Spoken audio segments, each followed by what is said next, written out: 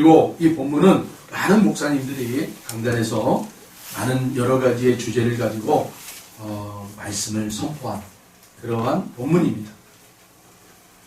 특별히 저는 이 말씀을 통해서 오늘 이 추수감사절 감사에 대한 부분, 이 감사에 대한 부분을 우리 다시 한번 새겨보는 시간이 되었으면 좋겠습니다. 도대체 감사가 뭔가? 성경에는 이 감사라는 단어가요 148회 정도 나옵니다.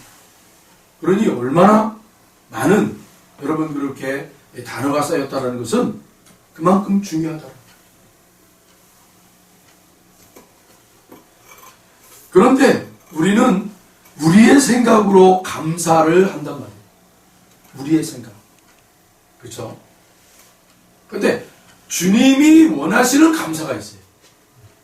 아멘. 여러분 주님이 원하시는 감사를 드려야지 내가 원하는 감사를 드려서는 안 된다. 그래서 저는 오늘 이 본문을 붙잡고 기도할 때 주님이 원하시는 감사가 도대체 무엇인가? 그걸 여러분들에게 오늘 말씀드리고자 합니다. 특별히 여러분 이스라엘 사람들에게는 고전과 같은 문헌이 있어요. 탈무드라는 그러한 책이 있습니다. 탈무드. 랍비라는 사람들이 그 이스라엘 백성들의 그런 일대기 속에서 하나님이 그 이스라엘 백성들에게 행하셨던 그 놀라운 일들을 다 받아 적을 수가 없잖아요. 그러니까 실생활에서 필요한 지혜로운 말씀들을 이 랍비들이 재해석을 해서 실생활 속에서 실천하고 깨달을 수 있도록 책을 만드는 게 바로 탈무드라는 책입니다. 그래서 이 탈무드를 통해서 이 이스라엘 백성들은 실생활, 삶의 자리에서 하나님이 우리 민족에게 어떻게 행하셨는가 그걸 깨닫고 그리고 지혜롭게 사고 그렇게 살려고 노력하는 그런 책입니다. 이 탈무드에는 이렇게 감사에 대한 정의를 내렸어요. 이 세상에서 가장 지혜로운 사람이 누구이냐? 먼저 질문을 던져요. 여러분 탈무드의 중요한 핵심은 뭐냐면 읽는 독자로 하여금 질문을 해요. 이 책이 질문을 던져요. 그러면 읽는 사람이 그 질문에 대한 생각을 합니다. 묵상을 합니다. 그걸 우리는 큐티라고 해요. 그래서 이 세상에서 가장 지혜로운 사람이 누구냐? 라고 그 탈무드에서 탁 던져요. 그래서 랍비들이 수십 년을 그 질문에 답을 했어요. 뭐라고 답을 했냐면 어떤 경우에 처해도 배움의 자세를 갖는 사람이다. 그리고 두 번째 이런 질문을 합니다. 이 세상에서 가장 강한 사람이 누구냐? 이 질문에 또 랍비들이 수십 년, 수백 년 동안을 공부하면서 생각하면서 내놓은 답이 이렇습니다. 자신과의 싸움에서 이기는 자다. 그리고 마지막 세 번째 질문을 던집니다. 이 세상에서 가장 행복한 사람이 누구냐? 마찬가지로 이 질문에도 랍비들이 수백 년 동안을 머리를 맞대며 내놓은 답이 지금 이 모습 이대로를 감사하면서 사는 사람이다. 할렐루야. 아멘. 여러분이 가장 행복한 사람이 되길 바랍니다. 아멘. 여러분 이 모양 이 모습 이대로 우리에게 주어진 환경과 여건을 감사하며 사는 자, 그런 사람들이 가장 행복한 사람이다. 감사하는 마음, 탈무드 안에 있는 내용을 그대로 여러분들에게 옮겨서 전해드린 것입니다. 감사는 계절도 시간도 없습니다. 감사는 어느 곳에서든 캐낼 수 있는 마음의 따뜻한 생각의 선물이에요. 어느 때든 어느 곳에서든 감사를 캐내면 감사가 되고 불평을 캐내면 불평이 나옵니다. 감사는요 주어진 조건이 아니라 만들어지는 해석이라는 거예요. 부족하여도 감사를 잉태하는 자는 감사를 낳고 풍족하여도 불평을 잉태하는 자는 불평을 낳는다라는 거예요. 저와 여러분이 감사한 만큼 삶의 여유가 있고 여러분의 삶이 따뜻해지기를 소원합니다. 오늘 본문에서 우리는 감사하는 한 사람을 만납니다. 이 사람은 예수님이 만나신 10명의 나병 환자들 중 한 사람입니다. 여기 여러분, 우리가 잘 기억하셔야 돼요. 그 한 사람을 예수님이 만난 게 아니에요. 누구와 함께 만났어요? 나머지 9사람과 함께 만났다라는 거예요. 네. 본문의 이야기는 감사하는 마음이 얼마나 귀한 것이며 주님께서 감사하는 자를 얼마나 귀하게 보시는가를 잘 보여주고 있어요. 당시 예수님은 십자가 죽음을 앞두고 순회 전도 사역을 하고 계셨습니다. 그런데 예수님의 사역을 기록하고 있는 누가복음은 예수님의 최종 목적지가 어디라고 얘기하고 있어요? 예루살렘. 여러분, 그래서 우리 성도님들은 삶의 자리에서 이 모양 저 모양 가지고 살고 있지만 우리의 최종 목적지는 어디라는 거예요? 최종 목적지가 어디예요, 여러분? 우리 사모님 대답해 보세요. 최종 목적지가 어디예요? 하나님 나라요? 네. 우리 신기선 집사님, 최종 목적지가 어디예요? 묻지 마시고요. 최종 목적지가 어디예요? 우리의 최종 목적지. 하나님 나라 천국이죠. 여러분, 이걸 잃어버리면 안 되는 거예요. 그렇죠? 우리가 어떤 삶을 살든지 여러분, 그게 우리에게 중요하지만 그 삶이 중요해요. 그러나 최종 목적지는 잃어버리지 말자라는 거예요. 예수님은요, 아무리 많은 사역을 했어도 당신이 가야 할 그 최종 목적지가 어디였어요? 예루살렘이었단 말이에요. 예루살렘은 예수님이 가야 하는 마지막 도착점. 그것을 우리 예수님이 놓치지 않았어요. 아무리 불쌍한 심령을 만나도 기적과 같은 역사가 베풀어져도 예수님은 바로 그 예루살렘을 향해서 한 발 한 발 다시 옮기기 시작했다는 거예요. 성경은 복음서, 특히 복음서는 예수님의 최종 목적지는 어디라? 바로 예루살렘이다. 그리고 십자가다. 라는 것을 끊임없이 우리에게 강조하고 있어요. 이건 우리 성도들이 여러분 꼭 가지고 있어야 될 그런 믿음의 의식, 삶의 의식이죠. 우리가 어떤 삶을 살든지 우리의 최종 목적지는 바로 하나님의 나라. 아멘. 여러분, 오늘 본문 11절을 같이 한번 보겠습니다. 오늘 11절 다 같이 읽어보입니다. 예수께서 예루살렘으로 가실 때에 사마리아와 갈릴리 사이로 지나가시다가. 아멘. 예수께서 예루살렘으로 가실 때에 사마리아와 갈릴리 사이로 지나가셨다. 예수님의 시선은 늘 예루살렘을 향하여 고정되어 있었다는, 우리의 믿음의 성도들의 시선도 하나님의 나라에서 여러분 떠나 있어서는 안 된다고. 표대를 놓치면 인생을 여러분 인생이 흔들. 여러분, 긴 항해를 해 나가는 이 배들이요, 위성 좌표를 가지고 그 가야 할 그 좌표대로 여러분 항해를 합니다. 좌표가 없어져 버리면 그 망망대해에서 어디로 가야 할지 모릅니다. 비행기 조종사들은요, 위에 탁 올라가잖아요. 하늘 위로 탁 올라가면요, 제트 기류라는 곳이 있어요. 그 하늘 위에는 바람이 쫙 흘러가는 곳이 있어요. 거기를 탁 타요. 그러면 엔진의 3분의 1을 줄일 수 있대요. 연력이. 그냥 엔진을 많이 안 써도 이 제트 기류의 바람에 따라서 이 비행기가 그냥 날아가요. 목적지를 향해서 날아가요. 근데 엉뚱한 제트 기류를 타버리면 어떻게 해요? 안 되겠죠. 그래서 뛰어나고 이 탁월한 조종사들은요, 제트 기류를 잘 타고 가다가 자기들의 목적지가 이제는 이 오른쪽이다 그러면 그 오른쪽으로 잘 회전해서 또다시 거기에 있는 제트 기류를 탄다. 그래서 뛰어난 조종사들은 우리 한국에서 만약에 일본까지 간다.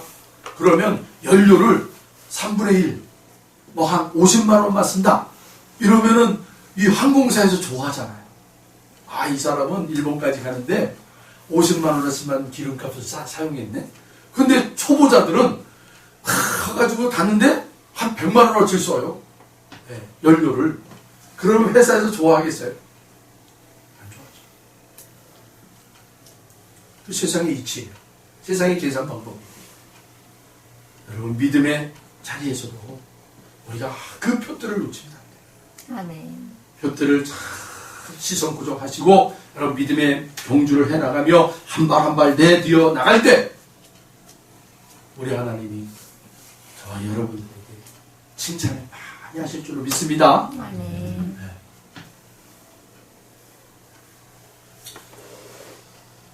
그런데 여러분, 우리가 주목해야 될 단어가 있어요. 어떤 단어냐? 여러분 18절을 보세요. 18절 같이 한번 읽어보겠습니다. 이 이방인 외에는 하나님께 영광을 돌리러 돌아온 자가 없느니라 하시고. 여러분도 알다시피 이 이방인이라는 사람은 누구예요? 이방인 사마리아 사람이에요. 사마리아 사람. 그렇죠? 그런데 예수님이 사마리아 사람 외에는 나에게 돌아와 감사한 자가 없느냐? 라고 얘기하면 되는데 이 사마리아 사람을 향하여 뭐라고 지칭하고 있어요? 이방인이다 라고 얘기하고 있어요. 이것은 무엇을 의미하는 거예요? 영적으로 여러분 이 본문을 들여다보셔야 돼요. 메시지가 굉장히 커요. 사마리아 하면 여러분 어떤 한 특정한 그 민족, 어떤 한 특정한 국가를 지칭하지만 이방인 하면 뭐예요? 이스라엘 민족 외의 모든 이방인들을 포함시키는 거예요. 그러니까 지금의 우리 예수 믿고 구원받았다라고 하는 우리 모든 그리스도인들 이분들이 다 누구예요? 이방인 아닙니까? 이방인. 그런데 예수님이 뭐라고 해요? 이 이방인 외에 돌아온 자가 없다라는 거예요. 돌아온 자가 없다.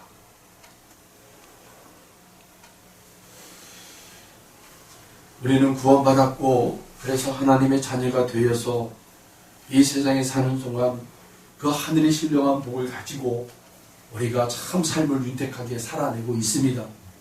때로는 남들과 비교해서는 안 되겠지만 어떤 분들은 정말 많은 그런 윤택을 얻어서 윤택을 누림으로 정말 복된 삶을 사는 사람도 있고 어떤 분들은 정말 조그만한 윤택을 누리면서도 그 가운데 행복하고 기뻐하며 사는 사람들이 있어요.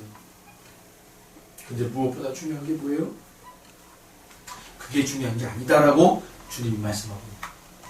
그게 중요한 게 아니다. 이 땅에서 누리는 삶으로 어떤 기준을 세우가지고 나는 하나님으로부터 복을 많이 받았기에 나는 큰 복을 받았어. 나는 하나님한테 작은 복을 받았기 때문에 나는 작은 복을 가지고 기뻐하고 있어. 이게 기준이 아니라는 거예요. 뭐가 기준이라는 거예요? 이 이방인 외에 다시 주님께 턴해서 돌아와 감사한 자가 없느냐라고 얘기하잖아요. 여러분 감사의 정의가 여기에 있어요. 우리의 삶의 자리에서 큰 소리로 이 사람이 어떻게 했어요? 큰 소리로 하나님께 영광을 돌리며 주님께 돌아왔어요.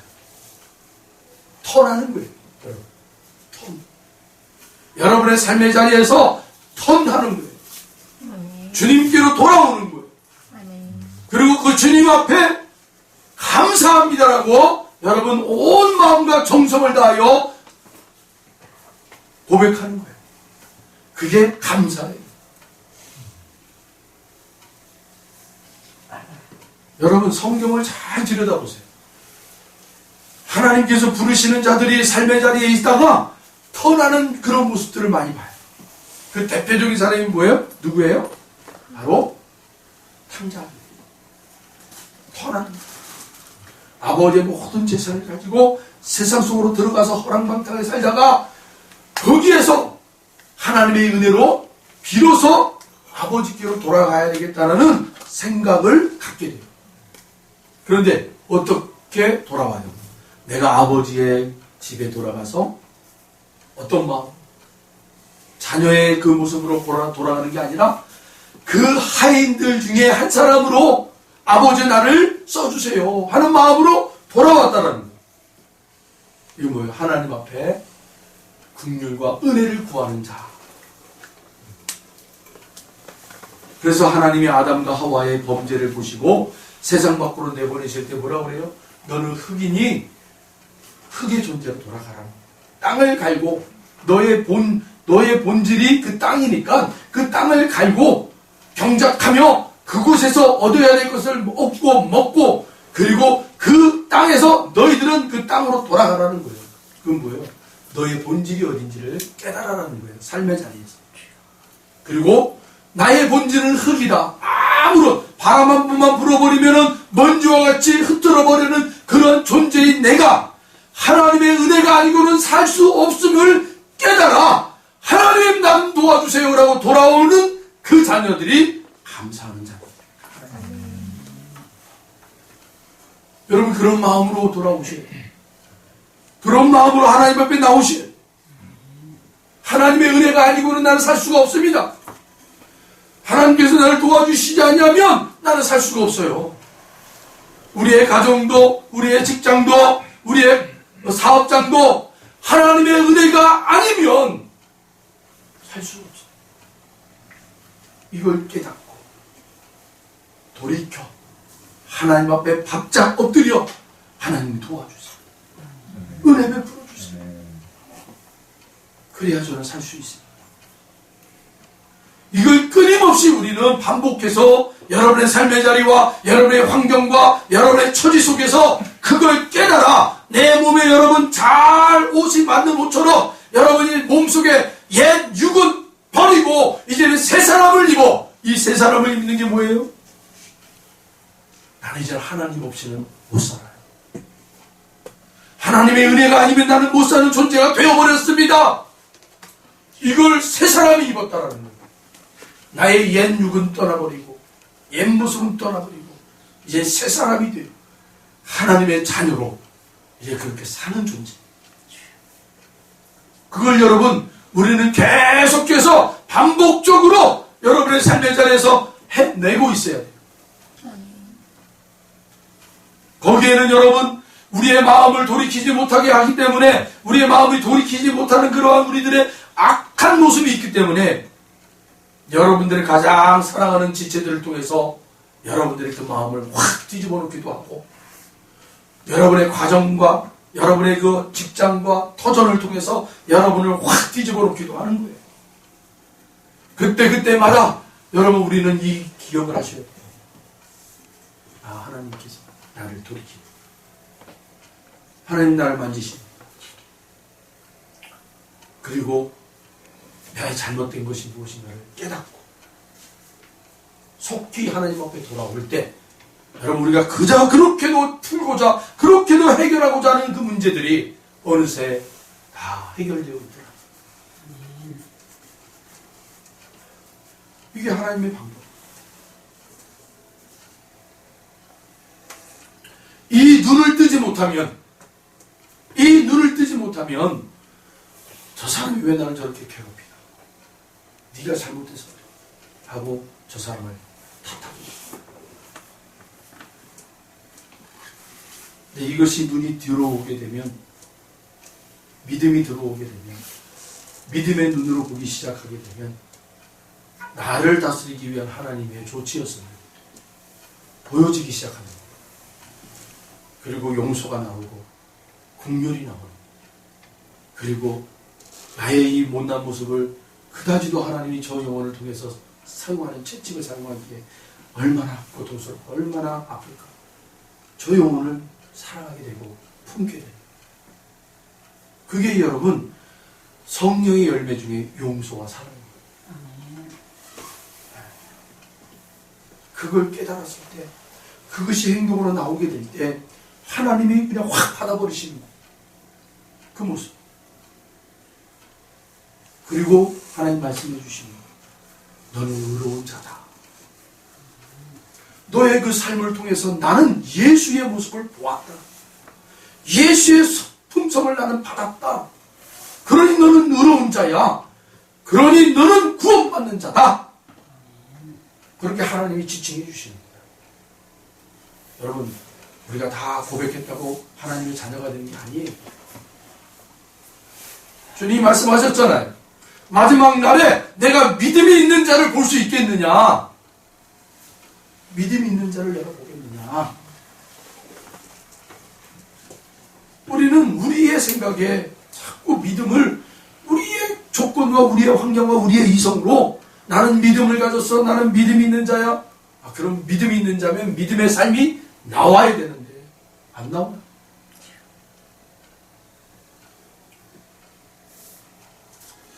여러분의 삶 속에서 이런 믿음의 삶의 모습이 나오시기를 축원합니다. 아멘.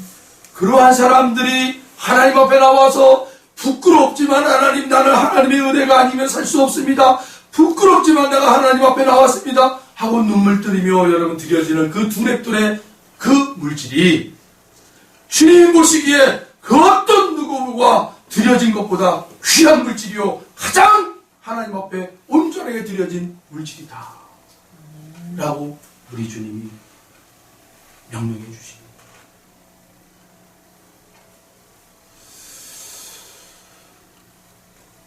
그러면 여러분, 이 본문을 통해서 저는 세 가지를 여러분과 함께 잠깐 말씀을 나누겠습니다.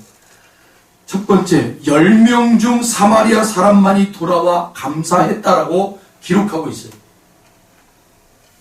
10명 중 사마리아 한 사람, 그러니까 이방인이죠. 이것을 무엇을 의미하는 거예요?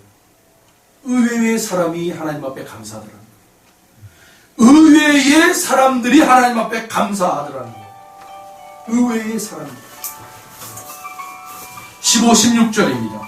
그 중에 한 사람이 자기가 낳은 것을 보고 큰 소리로 하나님께 영광을 돌리며 돌아와 예수의 발 아래에 엎드려 감사하니 그는 사마리아 사람이라. 의외의 사람이었다는 거예요. 아니, 9명의 사람들은 다 유대인들이에요. 유대인이라는 건 뭐예요? 하나님의 구전, 다시 말하면 모세의 율법을 아는 사람들이에요. 그래서 하나님 앞에 어떻게 감사해야 될지를 배웠던 사람들이에요.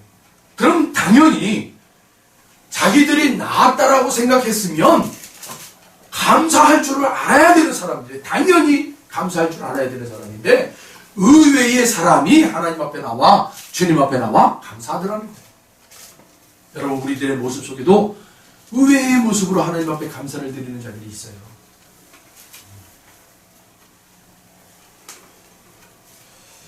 여러분들의 그런 삶의 자리에 하나님이 여러분들의 모습을 통해서, 나는 생각하고 하나님 앞에 감사하는 그런 모습이 아니라 생각하지도 못했는데 의외로 하나님이 그것을 우리의 행동과 말을 확 받아보십니다. 그러니까 우리 성도들은 늘 어느 곳에 있든지 어느 자리에 있든지 누구를 만나든지 깨어있는 자가 되어야 돼요. 아멘. 아멘. 아멘. 깨어있는 자가 되십시오. 15, 16절에 보시면 그 중에 한 사람이 자기가 낳은 것을 보고 큰 소리로 하나님께 영광을 돌리며 돌아와 그는 사마리아 사람이라. 여러분, 문둥병자라는 것은 굉장히 지금도 의 현대 과학으로 또 의술로 치료가 안 되는 병입니다. 예수님 당시에는 이 문둥병, 나병 환자들은 정말 사람 취급을 못 받았어요. 아주 사랑하는 형제자매들과도 떨어져 살아야 돼요. 가족과도 떨어져 살아야 돼요. 그 마을 공동체에서도 떨어져 살아야 돼요. 완전 외톨이가 돼요. 얼마나 마음이 아팠겠어요. 그런데 그들이 나음을 받았어요. 그 기쁨, 감격 얼마나 컸겠어요. 여러분, 우리가 주님 믿고 구원받았다는 이 사실 한 가지, 이거는요 남의 환자들이 나음 받았다는 것보다 더 큰 거예요. 할렐루야. 구원받았다, 영생을 소유받았다, 하나님의 나라가 내 나라다. 이거 한 가지 사실만 깨달아도 우리는 주님 앞에 늘 감사합니다라고 그렇게 고백할 수 있는 자가 돼요. 아멘. 존 밀턴이라는 사람이 신라원이라는 이 글을 책을 썼는데, 이 사람이 뭐라고 그러냐면 이렇게 얘기해요. 44세에 이 실명을 해버려요. 여러분, 태어날 때부터 눈을 못 보는 사람도 곤욕이지만 그 사람들보다 더 곤욕스러운 사람들이 누군 줄 아세요? 잘 보다가 세상이 어떤 세상인지를 보고 아름다움이라는 게 뭔지를 알고 그러다가 눈이 실명이 된 사람들이 더 고통스럽대요. 왜요? 알고 있기 때문에. 알고 있는 걸 못 보는 거예요. 그거를 더 고통스러운 거예요. 근데 이 조 밀턴이라는 사람이 44세에 실명을 해버려요. 얼마나 고통스러웠겠어요. 근데 이 사람이 이 고통스러운 과정 속에서 신라원이라는 글을 써요. 그러면서 이분이 뭐라고 얘기하냐면 이런 얘기를 해요. 주께서 내 육안을 어둡게 하시고 오직 주님만 바라볼 수 있도록 신령한 눈을 열어주심을 감사합니다. 아멘. 네, 생각해보세요. 우리 다 이런 고백이 나와야 돼요. 할렐루야. 아멘. 이건요, 이 고백은요, 여러분 생각해보세요. 이 고백은 어떤 곳에서 나오는 고백이에요? 십자가에서 나오는 고백이에요. 내가 죽어야 비로소 그 안에 하나님의 그 생명과 같은 나의 그 또 다른 품성들이 솟구쳐 나오는 거. 그래서 주님이 뭐라고 그래요? 이제 너희들은 내 제자가 되려면 각자의 십자가를 짊어지고 나를 따라와라. 그들이 정말 나의 제자다라는 거예요. 여러분의 삶의 자리에 십자가, 그 십자가를 통해서 여러분들이 죽고 그 안에 도무지 내가 담을 수 없는 하늘의 품성과 같은 고백들이 톡톡 튀어나올 때 여러분 스스로를 자화자찬하십시오. 나는 정말 하나님의 자녀 맞구나. 할렐루야 하고 하나님 감사합니다. 나는 내 인성으로는 내 인성과 내 이성으로는 도무지 흉내낼 수 없는 것들이 이렇게 순간순간 탁탁 튀쳐나올 때마다 하나님이 하셨군요. 감사합니다. 그리고 바로 또 우리는 어떻게 해요? 또 획 돌아서면은 또 베드로 사도가 주여 그리스도이십니다. 하나님의 아들이십니다. 라고 고백했던 그가 예수님이 이제 십자가에서 내가 어떻게 죽어야 되겠다라고 얘기할 때 당신이 죽으면 안 됩니다. 우리 모든 걸 다 포기하고 당신을 쫓아왔는데 당신이 죽어버리면 우린 뭐가 됩니까? 예수님이 뭐라고 그래요? 사단아 물러가라. 네가 하나님의 뜻을 이루려고 하지 아니하고 사람의 뜻을 이루려 합니다. 여러분, 우리는 그렇게 연약한 존재라는 거예요. 그럼에도 불구하고 다시 우리는 돌이켜 그 하나님의 손길을 붙잡고 주여 내가 주님의 은총을 받지 아니하면 이런 본질과 같은 모습이 바로 나옵니다. 그러니 나를 붙잡아 주시옵소서. 아멘. 그런 자들이 여러분 감사하는 자들.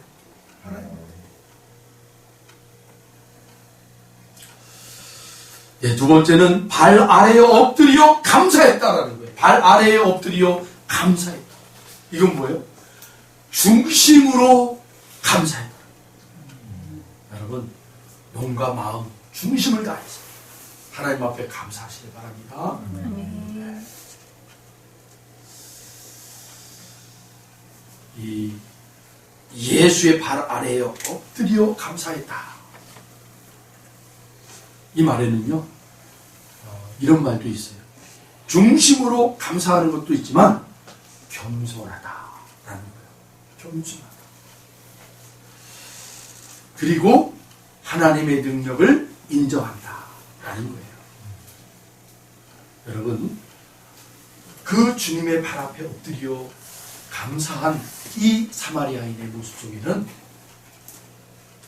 그 주님 앞에 마음을 다하여 정성을 다하여 감사했고요. 그리고 겸손했다. 여러분, 그 청년 예수잖아요.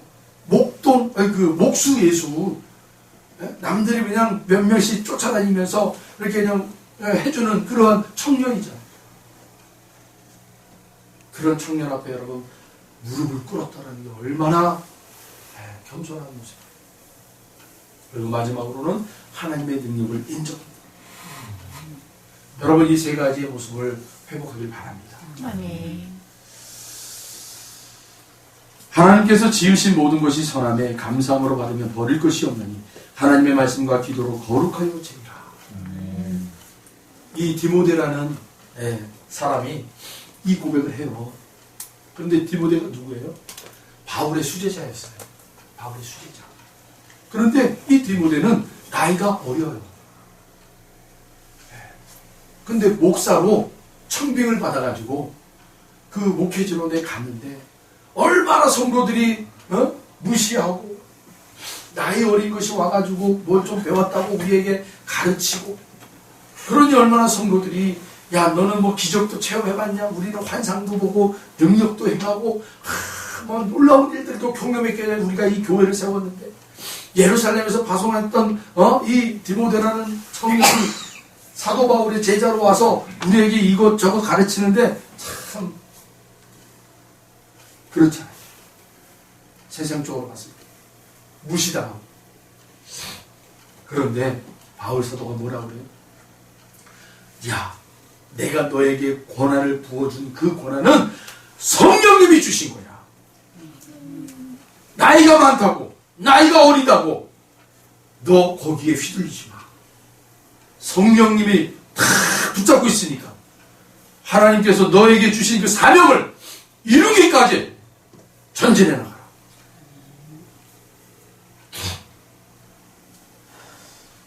그 사도 바울의 권면을 통해서 이 디모데가 아주 열심으로 사역을 합니다.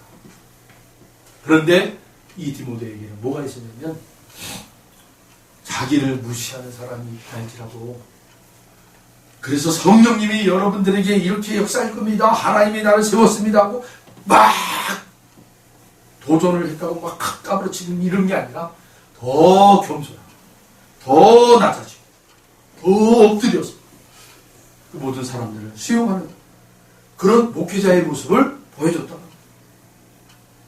우리 성도님들도 각 초소초소에서 이 모양 저 모양으로 살아갈 때 속으로 우리가 그러잖아요.